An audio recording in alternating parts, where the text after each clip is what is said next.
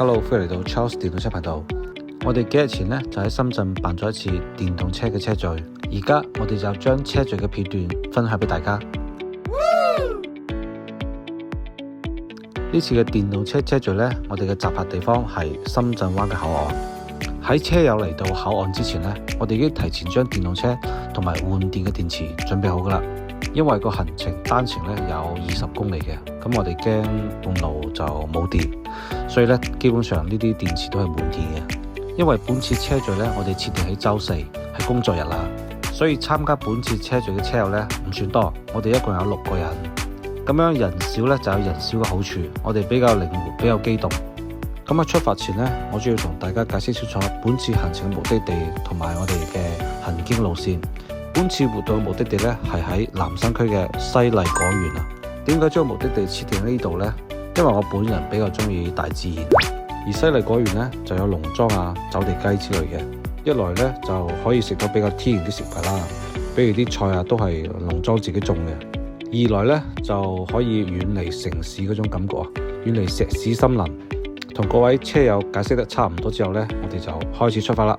途中呢，我哋經過一個地方叫做捨爾三河啊，屬於西麗嘅。咁我哋就喺度休息咗一陣啊，睇下啲風景啊。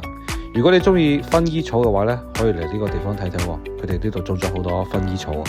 喺車聚嘅途中呢，我哋都會分享食物嘅，就好似有我哋準備好嘅烏番薯同埋砂糖桔。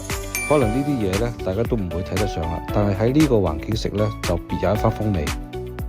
我哋揸咗個半鐘多啲呢，就已經嚟到西麗呢個果園噶啦。時間比我想象之中快好多啊！點解咁講呢？因為我哋今日行嘅路線呢係有少少難度嘅，可以俾大家睇睇我哋行咗啲咩路線。呢個我哋係上山嘅途中啊，咁大家見到啲山路啦，比較斜，路況都係麻麻地嘅啫。中間呢個呢係我哋上咗天橋之後落天橋啊。我哋有幾位騎友呢係從來未試過上天橋，亦都未試過落天橋嘅。所以就要花啲時間救救佢哋啦。最右邊呢個呢都係落緊天橋啊，因為條天橋比較長，唔只有一個斜坡嘅，係有好幾個，所以呢整段路程係稍微有少少難度嘅。大家可以咁短時間去到呢，有少少出乎我意料之外。去到農莊啦，肯定要捉翻隻走地雞嚟食啦。